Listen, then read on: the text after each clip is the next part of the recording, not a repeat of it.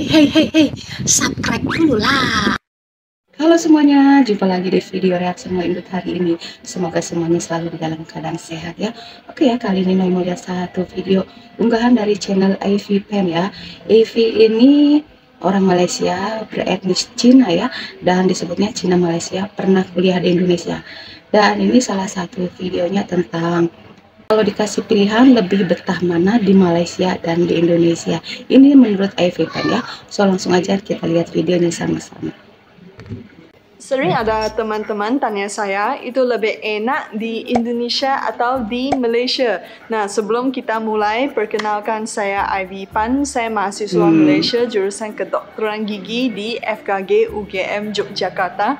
Dan saya udah tinggal di Jogja selama 6 tahun. Jadi banyak teman-teman penasaran, oh kamu orang Malaysia, terus kamu tinggal di Indonesia begitu lama. Jadi menurut kamu ya, itu lebih enak di Malaysia atau di Indonesia? Sebenarnya ada kelebihan dan kekurangan masing-masing, dan saya mulai dari Malaysia aja ya. Kalau di Malaysia itu kelebihannya di kesehatannya. Kalau saya di Malaysia, saya terima perawatan, obat-obatan apa itu lebih murah berbanding saya di Indonesia. Itu bukan kerana saya orang asing di Indonesia, tetapi tarif pelanggan biasa itu bukan disubsidikan. Kalau kemarin ya, saya sempat dislokasi bahu saya di Bandung gitu. Terus saya cuman ke rumah sakit, ke IGD, gak diapa-apain, cuman dikasih obat, itu udah 300,000. Wah, luar biasa. Tapi kalau saya di Malaysia, saya ke spesialis hidung, itu malah dicek pakai kamera hidung, dimasuki, itu termasuk obat itu semua, dan itu cuma 300,000. Dan kalau di Malaysia, di hospital kerajaan atau hospital pemerintahan, itu orang Malaysia cuma bayar 15,000, itu udah dapat pelayanan kesehatan yang sangat bagus. Tapi kalau di Indonesia ya, itu harus BPJS, itu kamu harus tetap bayar gitu. Dan beberapa tahun yang lalu saya ada pengalaman yang sangat tidak enak di Indonesia. Saya dislokasi bahu saya, terus saya ke IGD, sesuatu rumah sakit di Jogja. Terus saya diminta tunggu lama kerana bahu saya udah balikin sendiri. Kerana kalau dislokasi dia akan balikin sendiri secara natural gitu ya. Serem ya.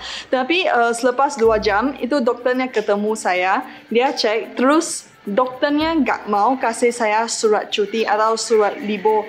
Itu saya minta dokternya untuk kasih saya libur 1 hari untuk besok kerana bahu saya udah sangat sakit, barusan dislokasi, dan esok ada praktikum, kami harus ukir gigi gitu dan harus pakai kekuatan gitu. Jadi otot saya emang nggak bisa. Terus dengan kecewanya, dokternya bilang sepertinya saya mau sengaja bolosin kuliahnya, praktikumnya, dan itu bikin saya sangat kecewa sih. Menurut saya ya, dia sebagai dokter itu pertimbangannya bukan di kesehatan atau kebaikan saya sebagai pasien, tetapi ke disiplin saya, apakah saya akan pakai alasan ini untuk bolos kuliah gitu. Itu ke dokter itu ya, saya udah dislokasi bahu, kamu, menurut kamu ya, itu apakah alasan itu untuk bolos kuliah? Itu menurut saya itu sangat kecewa sekali. Dan untungnya keesokan saya gak ke praktikum kerana selepas saya bangun, bahu saya sakit banget. Dan ya, itu salah satu experience saya di Indonesia ya. Dan kalau untuk makanan, kerana saya orang Malaysia, lahir di Malaysia, makan makanan Malaysia 20 tahun, pasti saya merasa makanan Malaysia lebih cocok untuk saya. Tapi untung makanan Indonesia saya juga suka banget kerana pedas, jadi ya saya suka. Tapi ada satu, mungkin kebersihan makanan itu kurang berbanding di Malaysia, kerana saya di Malaysia, saya makan di makanan tepi jalan apa-apa. Tapi kalau saya sampai di Indonesia ya, itu kalau saya udah bisa merasa, oh itu gak bisa tahan gitu. Dan mula-mula kami mahasiswa Malaysia 33 orang sampai di Jogja ya. Itu pada minggu pertama udah ada 8 orang masuk rumah sakit gara-gara sakit perut. Kami belum bisa tahan makanan di Indonesia gitu. Tetapi selepas 1-2 bulan itu udah Alhamdulillah okey. Tetapi ya saya observasi emang penyediaan makanan di Indonesia masih kurang kerana teman-teman saya dia makan mie ayam di tepi jalan gitu yang orang pakai itu troli terus masak gitu ya. Itu sayurnya nggak dicuci, itu langsung dicah gitu. Dan teman-teman pas dia makan itu ada apa ya, ada pasir gitu. Dan kalau saya suka banget makan mie bakso. Saya udah makan beberapa tahun baru saya sadar itu mie bakso itu supnya itu airnya langsung dari keran, itu bukan dari galon.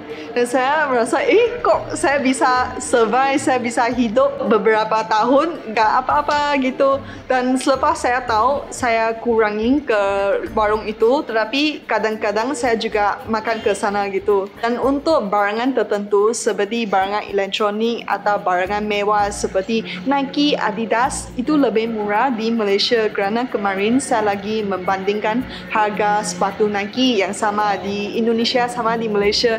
Ternyata yang di Malaysia itu lebih murah 300,000 gitu. Dan untuk kabel-kabel, kemarin saya lagi mau beli kabel. Saya tahu itu kabel ya, kalau di Taobao, kalau di Malaysia itu cuma 15,000. Bahkan ada orang yang jual 8,000 itu kabel kecil. Tetapi kemarin saya ke salah satu toko HP di Jogja, itu orang jualnya 100,000. Terus saya negoin, katanya nggak bisa kurang. Nah, saya pikir ya mending saya beli di Malaysia gitu. Jadi kalau ada barangan, misalnya saya ganti HP baru, saya ganti laptop baru ya, semua saya beli di Malaysia. Beli di Malaysia itu boxnya itu bekasnya saya dibuka baru dibawa balik ke Indonesia. Kerana kalau saya nggak buka ya, itu saya dengar ada cerita akan kena cukai gitu, kena tax ya. Jadi saya harus buka semua boxnya gitu. Mungkin saya di Malaysia, saya hidup di kota ya. Jadi itu kalau mau cari sesuatu barang itu mudah terjangkau dan itu murah lagi. Dan kalau saya di Malaysia mau ke mana-mana saya pakai mobil, jadi enak ya. Kalau saya di Indonesia saya pakai motor kerana motornya itu lebih enak berbanding kamu pakai mobil kerana sangat macet sekali dan jalannya lebih kecil gitu.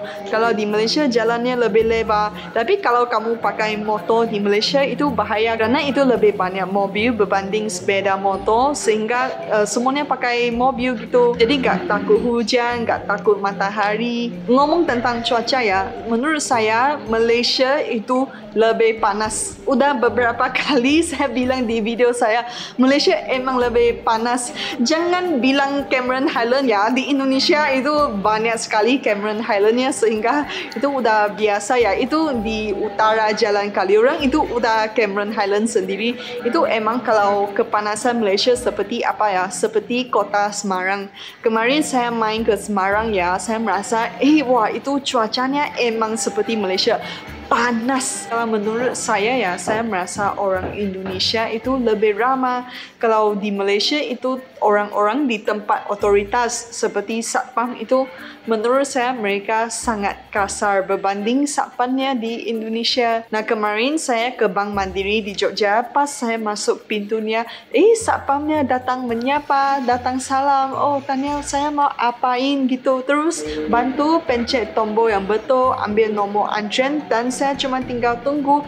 Tetapi pas saya di Malaysia, pas saya ke banknya, saya masuk terus kerana saya mau aktifkan akaun bank saya ya. Jadi saya nggak tahu pencet tombol apa. Selepas saya misalnya pencet tombol A, terus saya antrian 1 jam. Pas udah sampai saya baru dikasih tahu, kamu pencetnya salah, kamu harus pencet tombolnya B.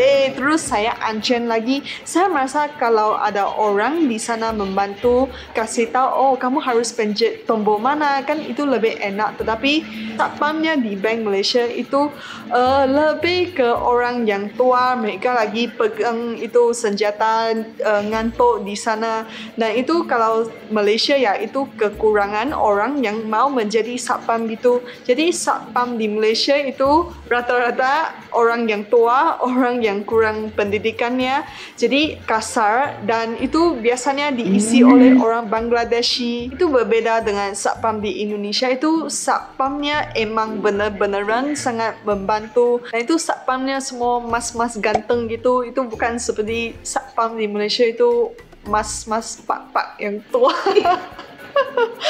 Dan kalau di Malaysia itu safety-nya, keamanannya itu kurang ya. Jadi kalau kalian pernah main ke rumah orang Malaysia, itu pasti pintunya, tingkapnya ada grill, ada logamnya. Biar itu malingnya gak masuk ke dalam rumah gitu. Kerana kalau tingkapnya gak kira sebesar apa, sekecil apa, kamu gak pasang grill, itu nanti malingnya akan masuk. Itu dari tingkap tingkap kamar mandi itu juga bisa masuk mereka walaupun kecil gitu. Kalau rumah di Indonesia itu gak butuh grill. Mula-mula saya sampai di Jogja, saya kaget, kok semua rumah-rumah seperti villa wisata gitu gak ada grill. Kan grillnya mengkurangkan estetikanya ya. Jadi mula-mula saya tinggal di kos saya merasa apakah ini normal, apakah ini aman. Lepas saya buka tingkap saya bisa lihat ada ada pekerja konstruksi, mereka lagi bikin rumah gitu. Saya fikir, waduh, itu mungkin mereka melihat ini Cak Ayu sendirian di dalam kamar, apakah mereka akan memanjat atap terus masukin ke kamar saya. Dan saya aman-aman di sini, jadi jawapannya enggak. Jadi kalau di Malaysia itu tidak. Kalau Malaysia pasti pasang grill kerana takut ada yang panjat masuk ya. Saya tahu itu di Indonesia enggak 100% aman, di Malaysia enggak 100% bahaya. Tetapi kalau mau membandingkan ya, saya merasa di Indonesia itu lebih aman. Kerana kemarin ya, saya lagi main futsal gitu. Terus ada satu mas gitu, namanya Fit. Dia asli Makassar. Dia datang lagi ngobrol dengan saya, kenalan dengan saya gitu. Terus saya juga kenalan dengan dia. Dan dia bilang, kamu besok mau jalan-jalan gak? Terus saya kaget, itu gak kenal 5 menit saya udah setuju mau jalan-jalan dengan Fit. Dan saya malah ajak teman Jepang saya, namanya Sayaka. Kami berdua sama Fit dan Ganesha, 2 cewek asing dan 2 cowok Indonesia. Kami main ke pantai selatan di Jogja gitu. Dan selepas saya dolan habis, sekarang saya fikir balik ya, waduh, kalau di Malaysia kamu kayak gitu habis itu ceweknya habis gitu. Ternyata digituin di Indonesia aman ya. Kamu kenalan cowok baru, kamu dolan dengan cowok itu baliknya juga aman. Itu saya gak berani coba seperti itu di Malaysia. Dan kemarin ada cerita, ada satu cewek hampir digituin di kosnya oleh cowok jahat gitu. Itu diviralkan di WA grupnya, dijadiin satu message, diviralkan di line di WA group. Dan saya kaget kerana saya lihat dari respons orang Indonesia, how seperti ini ya, itu bisa menggoncangkan satu kota gitu. Dari respons orang Indonesia saya bisa lihat ya, how seperti ini sangat serius. Oke guys ya, jadi menurut Ivy lebih enak di mana, Malaysia atau di Indonesia? Dan memang semua itu ada plus dan minusnya. Pelayanan medis itu lebih enak di Malaysia dibanding di Indonesia. Ivy pernah mengalami bahu geser ya, dislokasi ya. Terus dokternya bilang, pas Ivy minta surat cuti gitu ya, dokternya bilang gini, kalian ya katanya supaya nggak masuk kuliah gitu ya, makanya minta surat cuti. Jadi menurut Ivy, dokter itu tuh bukannya mikirin masalah kesehatan pasiennya gitu ya, malah terlalu jauh gitu mikirnya masalah perkuliahannya. Ini itu kan urusannya Ivy gitu, mau dia alasan atau bukan gitu ya. Jadi harusnya dokter itu fokusnya ke kesehatan si pasien itu gitu ya. Kemudian masalah makanan, kalau di Malaysia itu makanannya lebih higienis, lebih terjamin gitu ya cara pembuatannya, sedangkan di Indonesia kurang. Tapi sih menurut Noi sih ya tergantung penjualnya juga sih ya. Bukan jualan mie ayam pakai gerobak, sawinya langsung dicemplungin gitu kan, nggak dicuci dulu, dia langsung dipotong-potong. Biasanya kan kalau tukang mie ayam itu ya, sawinya itu kan udah dicuci di rumah aja gitu ya. Jadi biasanya ada juga yang udah dipotong-potong, tinggal masukin ke panci panas. Ada juga yang memang masih utuh gitu ya, belum dipotong-potong, tapi biasanya udah dicuci ya. Ya tergantung penjualnya juga sih memang ya. Dan Ivy waktu awal ke Indonesia pernah gitu ya makan makanan kaki lima gitu, dan auto pada sakit perut gitu ya. Mungkin karena awal-awal adaptasi ya. Barang elektronik dan barang branded di Malaysia itu lebih murah guys dibanding di Indonesia. Terus apalagi satpam, katanya kalau satpam di sini tuh ramah-ramah, bahkan satpam itu kayak satpam bank bisa ngebantu dari awal kita masuk bank terus dibukain pintu. Emang kalau satpam di Indonesia kan emang kayak gitu ya, tapi katanya kalau di Malaysia tuh nggak kayak gitu. Satpam itu kebanyakan udah tuir-tuir gitu ya, udah bapak-bapak dan pendidikannya kurang. Jadi kalau di sini mah dibilangnya kayak macam dulu tuh centeng ya, ibaratnya tukang jaga aja gitu ya. Tapi kalau di Indonesia itu kan satpamnya, wah ada juga yang S1 ya, satpamnya SMA S1 ya, bahkan pendidikan bela dirinya diuji juga ya, ada ujiannya juga kalau mau jadi satpam di Indonesia. Nggak sembarangan, karena ya buat jaga keamanan ya harus punya skill tersendiri gitu ya. Terus persoalan jalan jalan kenalan sama cowok, terus jalan baru kenal tapi langsung diajak jalan dan ceweknya bisa pulang dengan baik-baik aja, selamat gitu ya. Ya tergantung juga sih. Ada juga yang ya begitulah ya, semua itu dikondisikan. Makanya tadi Evi bilang di Malaysia tidak sepenuhnya bahaya, di Indonesia tidak sepenuhnya aman gitu ya. Di Malaysia itu rumah-rumah tuh rapet pakai teralis, bahkan maling aja bisa masuk lewat lubang kamar mandi katanya. Ya di Indonesia juga ada gitu ya, cuma memang tidak terdeteksi aja sama Evi ya.